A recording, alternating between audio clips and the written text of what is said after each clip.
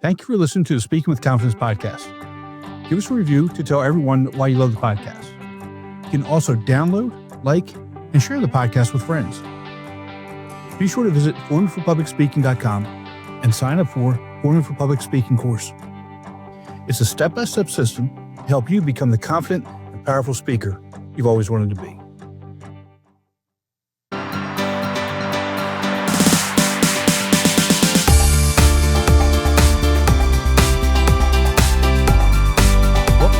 Confidence, a podcast that's here to help you unlock the power of effective public speaking. I'm your host, Tim Newman, and I'm excited to take you on a journey to become a better public speaker. Today's guest, Stacey Chazin, is a dynamic leadership coach who empowers introverts to transform their natural qualities into professional assets. With a master's in organizational development and leadership and certification as a Myers Briggs Type Indicator practitioner, she draws from her extensive corporate and nonprofit experience. Stacey passionately guides her introverts towards achieving fulfillment and success, reshaping how introversion is viewed and valued in the workplace. Stacey, welcome to the show, and I'm so glad that we connected because I think you and I are the same person. Thank you, Tim. I'm really happy to be here. So, talk a little bit about your journey and how you came to embrace the whole idea of being an introvert. Sure. So as I've told this story more and more, when I'm talking with people about this work, I realized that my story actually began earlier and earlier in my life than when I first started telling it, to the point where I really believe it began in preschool. And I say that because when we're in preschool, as early as that, we hear messages from teachers, from parents, from other people's parents that being more social, having more friends, taking part in every activity of circle time or playing with a whole bunch of kids on the playground is preferable to going off on your own or having just one or two friends or, building a tower made out of blocks with your best friend. And we start hearing this message, and we don't know it at the time, that extroversion is better than introversion. And I certainly didn't know those words back then. But when I look back, I realized that throughout my life, starting back in preschool and throughout elementary school and high school and even college, we continue to get these messages. We hear you need to be a better collaborator. You need to speak up more in class, right? Most classes, you'll get a student participation grade. And that doesn't speak to dropping a note to the teacher at the end of the class. It's how often you're raising your hand and making some contribution, right? Right. And this follows us into our career, where being someone who's a great networker, who likes to schmooze new clients, who loves to collaborate and offer up quick ideas around a conference room table rather than having the time to think these through. All of these things are characteristics of extroverts. And for me, I had a seminal moment. One of my first aha moments was when I was working for a nonprofit organization. I think back in, I want to say it was around 2012, my boss had everyone in the company take a Myers Briggs Type Indicator assessment, or MBTI. And for any of your listeners who are not familiar with the MBTI, it is the world's most commonly used personality assessment. It's used a lot in the business world by employers. And essentially what it does is it lets you know what your preferences are along 4 different dimensions. One of which is how you get your energy from the world. And if you are someone who is introverted, or technically we say has a preference for introversion, you tend to be energized when you have time to think by yourself, be by yourself, engage with maybe 1 or 2 other people, or even engage with many people, but not for as long a period of time as an extrovert might. And an extrovert's the opposite, right? They're going to be fueled by the interactions with others. They don't need the breaks like we do. It's a whole different ballgame. And so I took the MBTI, and I discovered that the word for my energy and the reason that I was feeling drained, and the reason that I was feeling sometimes that I didn't quite fit in and thought I needed to change who I was that I was introverted. And I not only learned about myself, but I learned about the people I work with as well, because we had an opportunity to share our Myers Briggs profiles with one another. And it was so eye-opening because it made me see oh, now I know why you drive me crazy, right? Because you have a Exactly. completely opposite letters than I do, right? I'm an ISTJ, which is introverted, sensing, thinking, and judging. The opposite of that, an ENFP. And it gave me insights into other people where I realized, okay, that's why you drive me crazy. It's not that you're not working hard or you're not as smart as me or you're not as anything as me. We all approach things differently. And a lot of that can be explained by our Myers Briggs profile. Right. And I started to realize then that pretending to be something I wasn't, right? I'd heard, being an extrovert is better than being an introvert. I'd heard this indirectly or directly, again, since I was 3 years old, that was a recipe for failure. And I started to see what would happen when I stopped pretending to be an extrovert, but started to embrace and show up as my authentic introverted self. And it was like night and day. We seldom are successful when we try to be something we're not. And that Hmm. absolutely applies to being an introvert or extrovert. So fast forward a little bit, and I became a leadership junkie. I decided to go back to school and get a master's in organizational development and leadership. And really, when I look back on that program, the theme of it in retrospect was leading from a place of self awareness. And as an introvert, to me, that was recognizing that I'm an introvert, knowing what that Hmm. means for the situations and circumstances in which I'm going to thrive and most likely to be successful and feel self fulfilled. And I started blogging about that, what it means to be more authentic and to not try to sweep your introversion under the rug. And I got amazing emails from people to say, I feel seen, right? How do you know? That's just what I was thinking. And it was so impactful for me to get messages like that. I've always been a writer, but I've never written like that before and made that impact before. And I said, you know what? This is what I'm meant to do. Like, I want to help other introverts stop feeling badly about their introversion and learn how to embrace the gifts, the strengths of being an introvert so they can feel better about themselves. They can be more effective in their jobs Hmm. and they can be recognized for the leaders that they're meant to be. So that was more than a nutshell, but that's how I got here.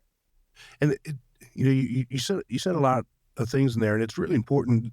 Like you said, to we have to know who we are to be effective, really, at anything. And you know, it, for me, I, s- I s- I struggled when I was younger too with some of those same things. Kind of being forced, or me forced myself to be more outgoing because that's what I thought what I was supposed to be doing. And Yeah. that's kind of where I started to learn as well that need to just be authentic, lean into who you are, do the things that are working for you, and that's how you end up being successful. So Yeah. how can we get the younger generation to understand that, figure out who they are? Because I don't think they spend a whole lot of time thinking about who they are and what makes them tick and what makes them um, you know what their strengths and weaknesses are. How can we get them to not get into their 30s and 40s to figure it out? Yeah, great question. So, a really easy way to do it is if you have the opportunity to take a Myers Briggs assessment, or there are other assessments out there like the Enneagram, another assessment that helps you to identify really what makes you tick just through a different lens. So, I think if you have the opportunity to do that, or you can do that on your own, you can actually do it with a practitioner, or you can do it right directly through the Myers Briggs website and get your report by yourself without having to involve anyone else. Right. And it's not that expensive. So that's one way of doing that. If short of doing that, or even in addition to doing that, what I'd suggest is if people could start to pay attention to when are you feeling at your best? When are you doing your Yes. best work? And this is an approach that I take with my coaching clients. It's a framework called appreciative coaching. And essentially, what it does is it starts with an exercise where I guide people to identify what's called their positive core. So that's the best of who they are, really. And you can do this. You can do this on your own as well. You can think about reflect on what were some times at work, maybe it's when you were in school, if you're still younger in your career and don't have a lot of work experiences to reflect on yet. What were some times where I felt like I was doing my best work, where I felt like I was recognized for my strengths, where I felt most fulfilled? Questions like that.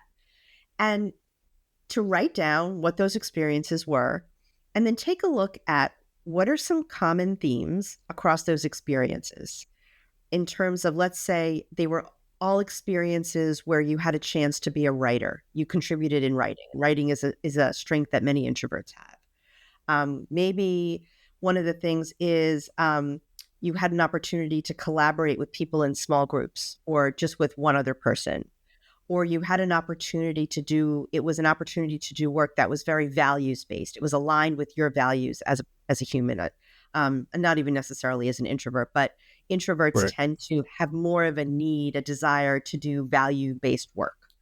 So you take a look at that, and from that process, you can start to pull out what are the things that you were able to apply to these situations that made them successful. And you might, for example, find that my positive core is, and I'll use myself as an example. I think pieces of my positive core are that I'm a strong writer. I like to go deep in relationships and go deep in subject matter expertise. And I like to do values based work. Those are some things that make up my positive core. And with that, like nugget of information, you can begin to see what are the situations and circumstances, work environments, project expectations. What are the types of things that you want to have in place to increase the likelihood that you're going to be successful, that you're going to feel fulfilled. And then you can start to seek out opportunities and roles that align with your positive core. Yeah, and I think along with that,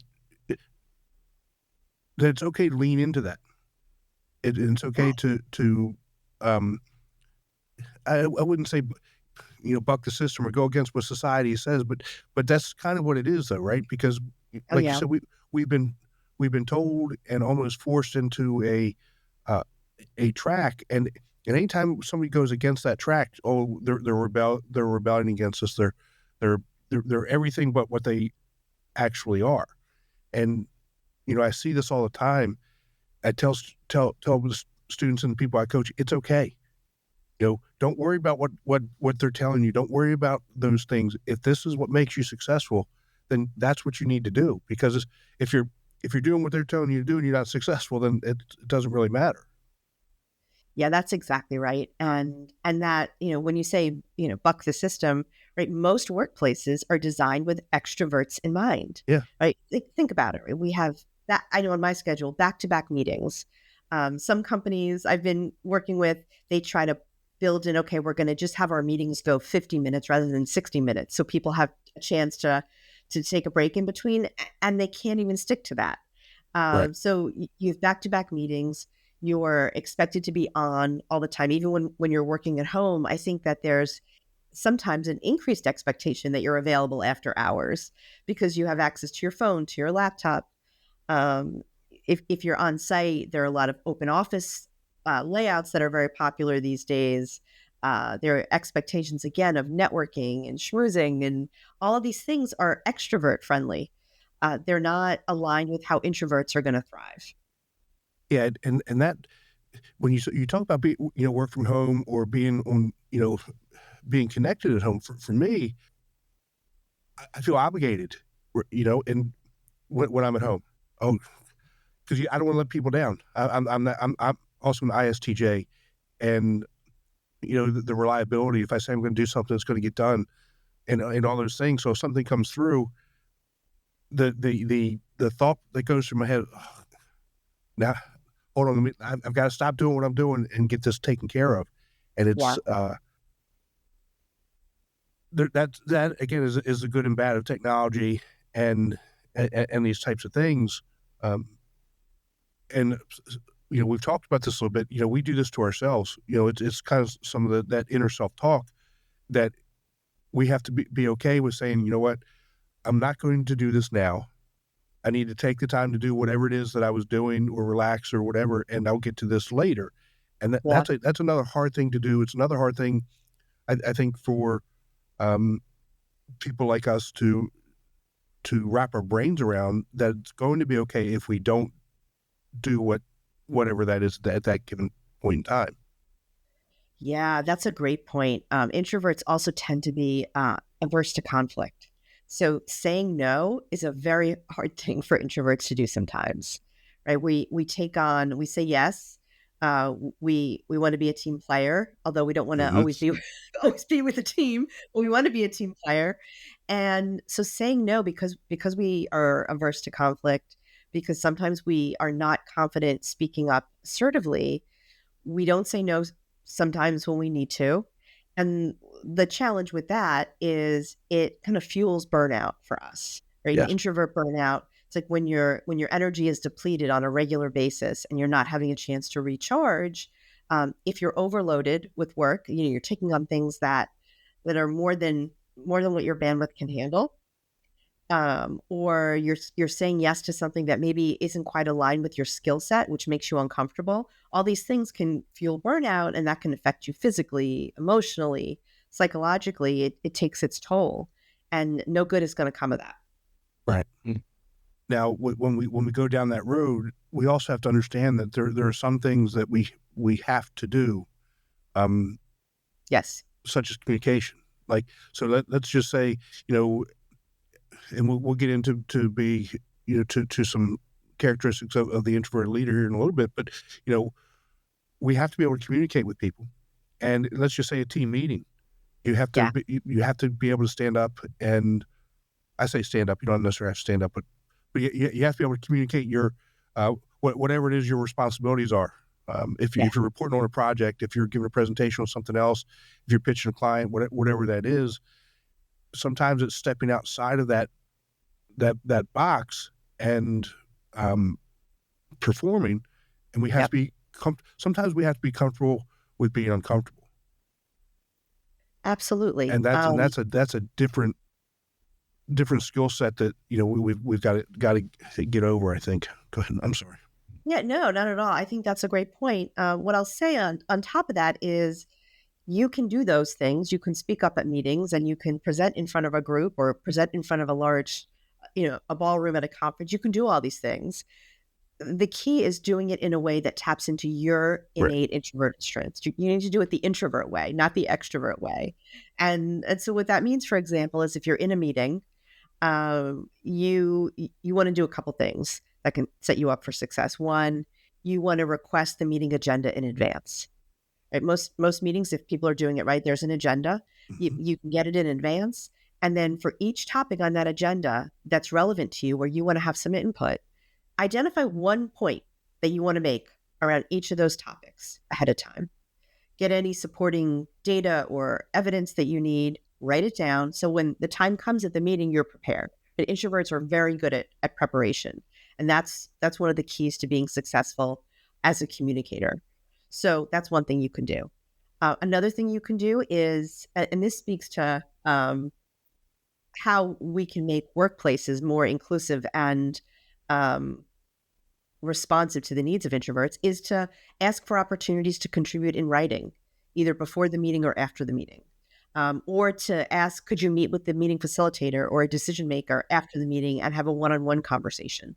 So it's taking this typical traditional meetings forum, whether it's on Zoom or it's in person, and how can you make that something that's going to be introvert friendly?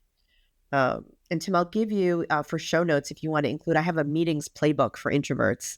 It's something free folks can get, and it's ways to have your voice heard and your ideas shine in meetings Yeah, that'd be with great. strategies just for Mm-hmm. introverts. But it's definitely something that you can master, and so that you're increasingly less uncomfortable, or more comfortable in those spaces. I think that would be great for our audience, and again, understanding that to it, it, you have to know who you are, and again, I think the preparation, which is something that, and it could be that I harp on preparation because that's who I am, Yeah. but preparation is so important, really, in everything that we do. Yes. Doing that background research and having having that background knowledge so that you can respond or that you can give that out. It really kind of makes sense as you start to learn to think about yourself and who you are, why you're doing some of those things that you're doing, and having a tool like that, I think, would be very, very helpful for the audience. So from a what are some other tips or things that you could give the audience about this? Let's just say going to a networking event, because for me, going to a networking event, I'd rather put myself in the eyeball with toothpicks than do something like that. But again, it's one of those things that I know that's something that we have to do. We have to go and interact and meet people and make those connections. What are some things that our audience could do as an introvert to be able to go and do those things and be successful as well? Yeah, I think, Tim, you and I really are the same person. I feel the same way. I know I want to poke my eyes, or let me say, I used to feel that way. But then, like the other strategies and approaches I've talked about, I figured out how to do it the introvert way, and it's not so bad anymore. So here's what I advise and what I've practiced is, so typically if you're going to a big conference, a lot of conferences these days have an app that you can use where you have all the information about the sessions and whatnot. And you'll typically also have a list of attendees there, whether it's on an app or you can possibly get it ahead of time another way. Take a look at who's going to be there and identify ahead of time who you want to meet. And what I suggest is maybe find 3 people per day who you want to make sure that you connect with. Look them up, find them on LinkedIn or find their website for their organization, learn a little bit about them, and then make it your mission each day to check those 3 people off your list in a way that's meaningful. So if there's a cocktail reception, if there's other networking time, find your people. Most conferences will have name badges, so that should be helpful. So prepare ahead of time, identify who you want to meet, talk to them, find out, prepare your talking points ahead of time for each person, or maybe it's just a goal. So I want to meet Tim, and when I talk to him, I want to find out what does he think the biggest trend is in our industry for next year, right? It could be whatever it is you want to get out of it, or maybe you want some piece of career advice, and keep a list for yourself. And when you've gotten through your 3 people that day, be done. Right? You've done what you need to do. You'll have an opportunity to go deeper, right? It's not about trying to collect 50 business cards or get 50 new connections on LinkedIn, but going deeper with a set of people who you identify in advance. The other thing that I would suggest is have some icebreakers in your back pocket, right? A lot of us, we hate small talk as introverts. So that pressure to like, oh, what am I going to talk about, right? It could be the weather, it could be last night's game, whatever it is. But come up with a couple of small talk prompts that are maybe aligned with your professional interests and have those in your hand, so you're not doing it on the fly. And then the last thing I'll offer is if you're at a big conference and you want to protect your introverted energy, right? You're going to be more likely to burn out if you're at a multi-day conference, especially you're away from home, let's say. Give yourself some grace. And when the official events are done for the day, go up to your hotel room and just recharge, decompress, or maybe let yourself off the hook. And if you don't have to go to every session at the conference, pick the ones that are most important to you, so that you're going to increase the likelihood that you'll be your best self. And just because I have you, I will say, I'll also give you a link I have a conference survival guide for introverts. It has other tips like that, including some other networking strategies. So I'll give you a link to that as well to share. It's funny as you talk about that. I think I know my daily schedule, right? Because again, we talked about my ADHD is just it's so bad, and being introverted, I'm a mess at times. So I try and keep a very rigid schedule. And when I go to conferences, let's just say things start at 8:00. Normally, I'm already up and working and have gotten so much done before 8:00, whatever it is. But I look at the 8:00 meeting, I'm like, oh my God, 8:00 meeting, right? Or 8:00 session, or this, that, or the other thing. I'm like, oh my gosh, I've got to get up I got to get up so early and do this. When it's my normal schedule, an 8:00 meeting is nothing. But by noon, I'm wiped out. I mean, I am just exhausted for for whatever reason it is, and let alone having to do a the 6 o'clock happy hour networking event. I'm Yeah. done. Just Yeah. and so having a way to be able to get through some of those things and still be professional and still Yep. do the things that you need to do. If I could have had that 20 years ago or 30 years ago, instead of fighting fighting yourself the whole time, and that's one of the things with technology right now. If we can get the young professionals or the younger generations to understand some of these things, how much better their lives will be, and how much better professionals they'll be. To kind of learn from, I wouldn't say our mistakes, but our struggles. Um, it would it's because again they have so much more access to information than we did too, Yeah. right? I Yeah. mean, I mean, go ahead. I was going to say, you probably used to have a Rolodex, right? Like I did, Oh like yeah, an actual uh, Rolodex with cards. And I don't know how we research companies. Did we go to the library and look on the microfiche? Like, how did you, right? There was no World Wide Web there when I wasn't. graduated college, or it was in its very early stages and only the engineering kids knew how to use it or how to Mm-hmm. access. Uh, yeah. I remember when the Palm Pilot came out. I got one of those, and that that thing was amazing. I actually have a friend who just got rid of his about 5 years ago. Uh, Wow. yeah. So, but the access that we have. Let's just think about the Myers Briggs 30 years ago. I know it's evolved a little bit, but Oh, how we took it, or I know the last time I took it was probably 5 or 6 years ago, and it was done on computer, and it spits out your profile and gives you all these different types of ideas and tactics and those yeah. types of things. And before you had to fill it out, send it off in the mail. Maybe you get your results back in 3 or 4 weeks, Yeah. uh, and now we can do this right away. A few weeks ago, actually a couple months ago now, um, my colleagues and I did what's called the DISC profile. Uh-huh. Okay, and so now that's the first time I'd ever done the DISC, and I compare the DISC with the Myers Briggs, and it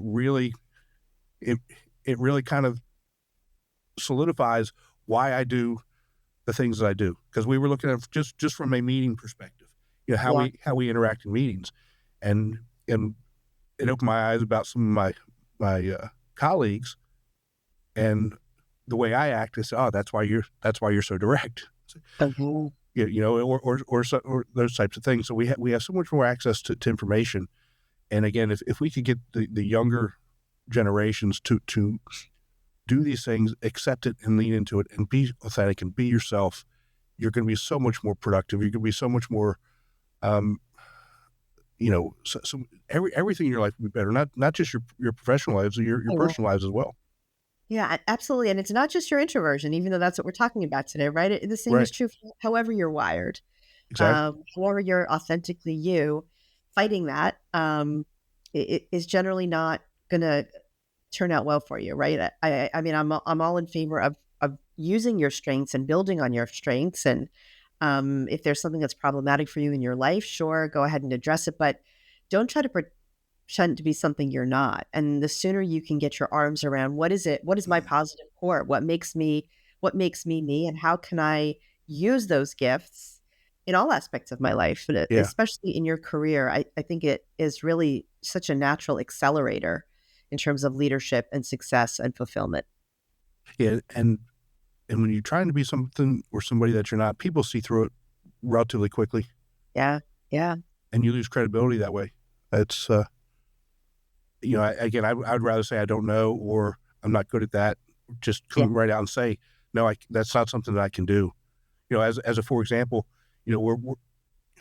where we live, I've got an HOA, and I don't want to get into HOA stuff, but they needed something done, and I said, you can give me a report, and I can go through and I could do some of the research for you, but I'm not the detail person. Don't give me numbers. Right. I mean, I'll go through and I can pick stuff out, but I'm not the numbers person. And they were looking for a numbers person. They said, well, why can't you just do the numbers? I said, well, that's not what I do. I can't. I can't help you there. I mean, Yeah. and they couldn't understand why I wouldn't help them in that aspect. It's like, if I said I could do it, it's not actually helping you either. So That's right. lean into. It's okay to say no. It's okay to say I'm not good at something. Give that off to somebody else. And again, I think that's a sign of a good leader. Especially what are some characteristics or things that introverts can do to really be good leaders? Well, it comes back to tapping into your innate gifts. So I'll highlight a few things that are really some core leadership strengths, I think, of introverts, right? And so one is we tend to have a calm demeanor, right? We're not the loudest voice in the room, but we tend to be very good when there is agitation or conflict, or some type of crisis, in not just stepping in immediately and wanting to throw some idea on the table and speak out loud, right? We say introverts tend to think out loud.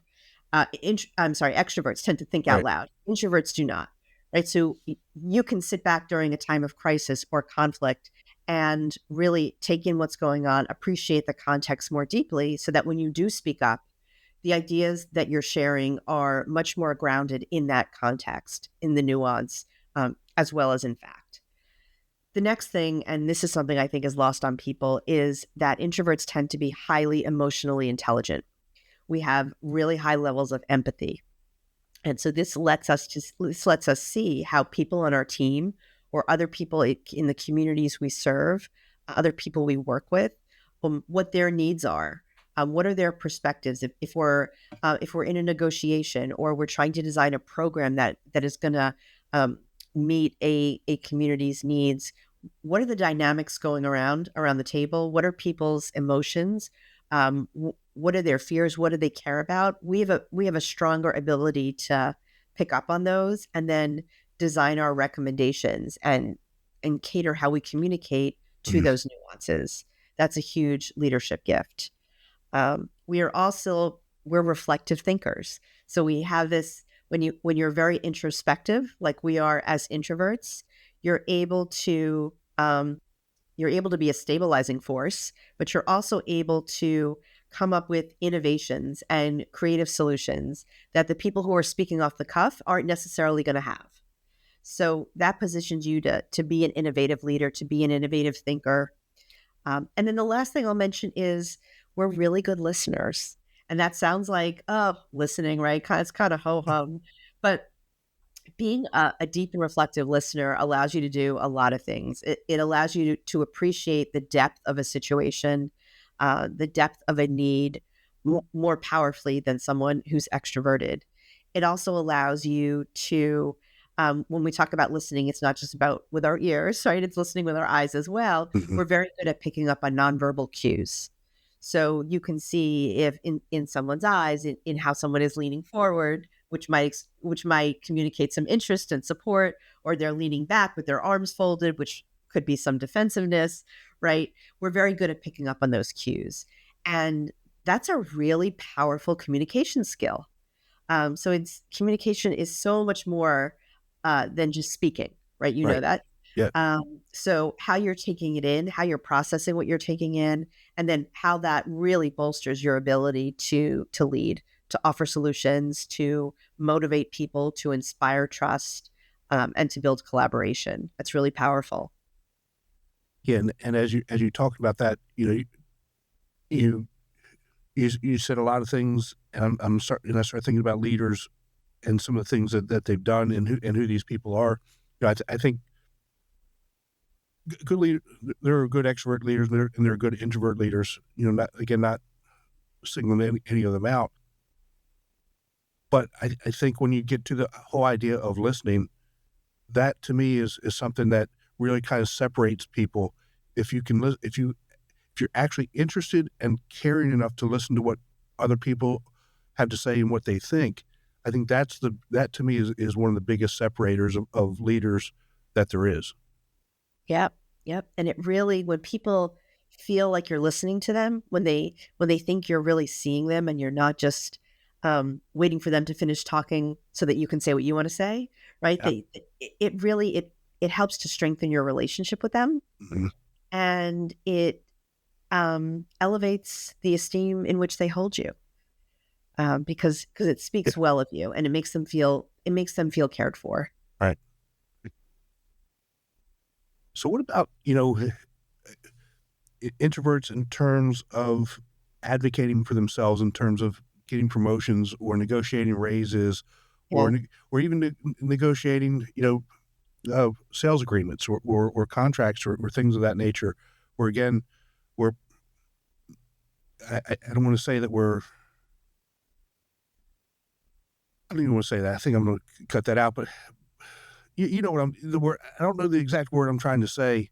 Um, but I think we're quiet. We're more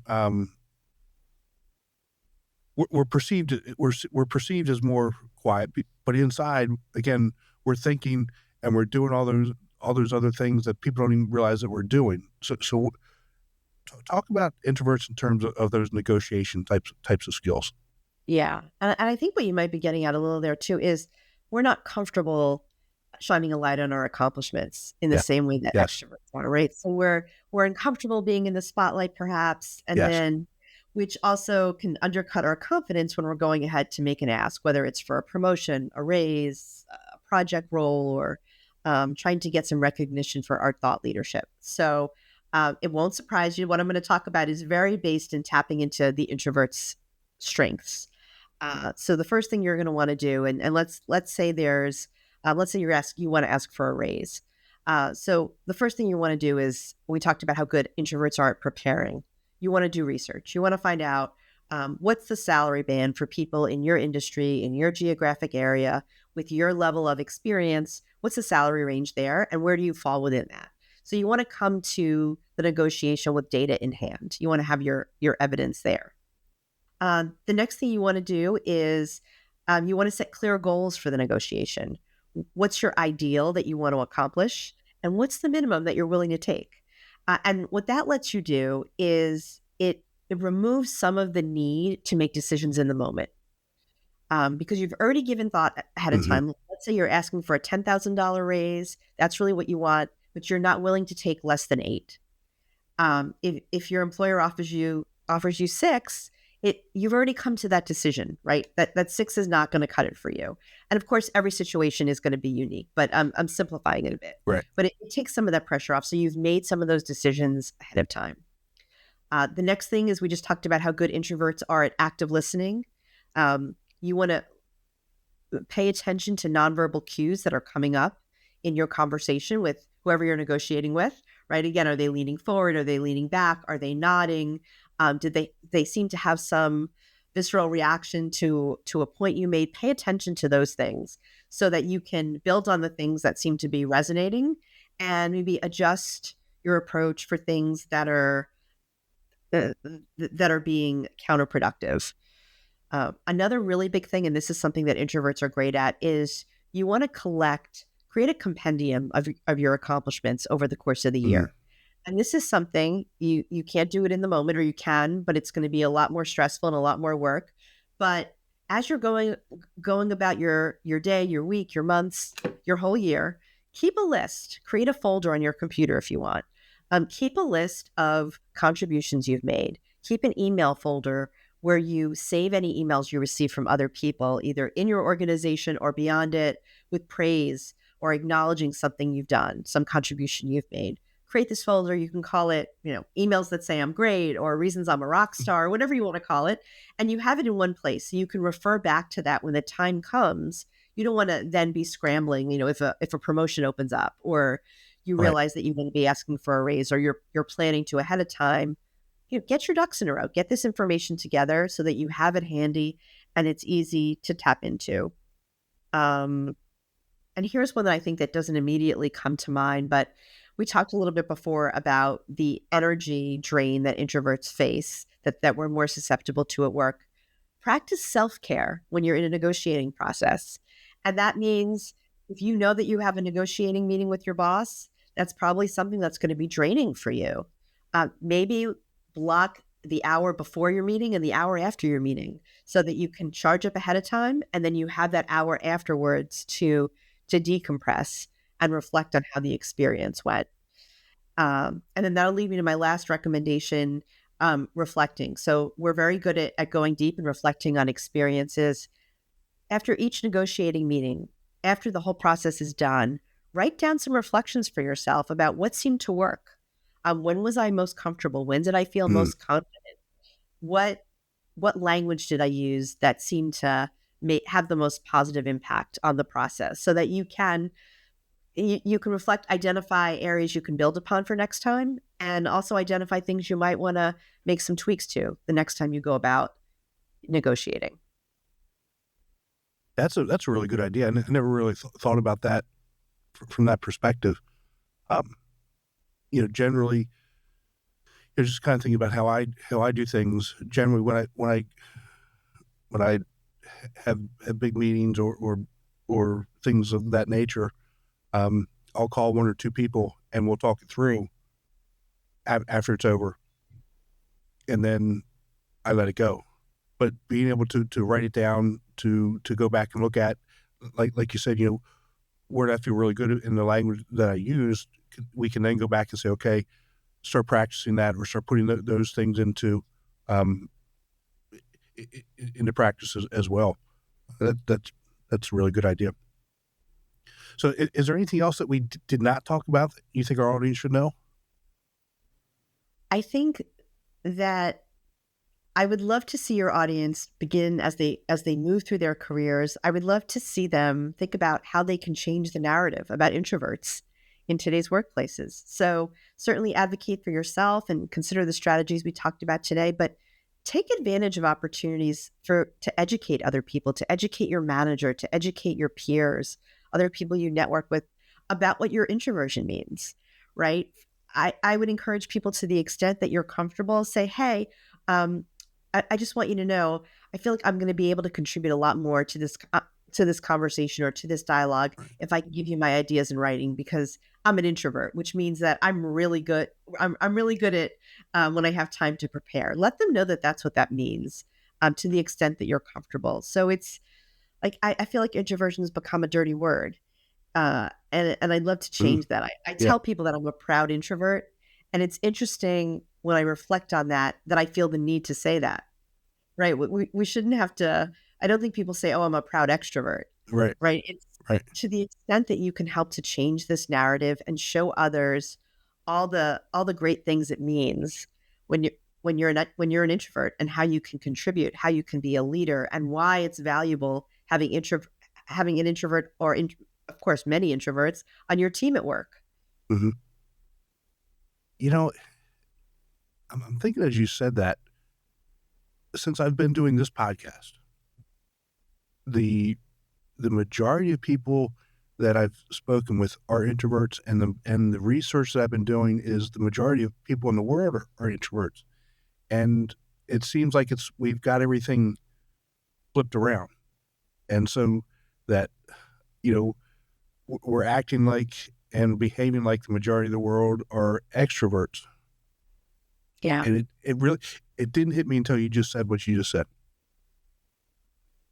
Yeah, and think of this, only 2% of senior executives in this country, in corporations, are introverted, right? We are significantly underrepresented at the top, because there's this extrovert bias that's How about just that? everywhere, especially in business. No, that's Yeah. it's pretty eye opening. But Yeah. again, figure out who you are and lean into it, and don't worry about That's what right. everybody else is saying or doing. I mean, because That's exactly right. it's you've got to be you. Yep. So, Stacey, where can people find you and work with you and um, get those free resources? So people can work with me and find out about me and get all these good resources by going to my website, which is ifactorleadership.com. If you go to the website, you'll actually see there's a pop up there that'll help you to download a productivity guide that I created for introverts. It's daily productivity hacks that help you to be more productive with less stress. I'm going to put my conference survival guide and the meetings playbook. I'll give you the links for the show notes to put that there. If you go to ifactorgift.com, there'll be some resources there as well. And folks can also find me on LinkedIn, and you can learn about how you can work with me. I have an on-demand learning program called the Introverts Leadership Formula that it's a self-paced course you can go through. And then I also do private coaching. That's awesome. And for anybody, I'll make sure that all those are in the show notes for everybody. And so, Stacey, thank you so much for spending some time with us today. I really do appreciate it. I love the conversation. And, again, for everybody out there, please just lean into who you are. Figure out who you are and lean into it. So again, thanks so much, Stacey. Thanks, Take care. Tim. It was a pleasure. Be sure to visit speakingwithconfidencepodcast.com to join our growing community and register for the Formula for Public Speaking course. Always remember, your voice has the power to change the world. We'll talk to you next time. Take care.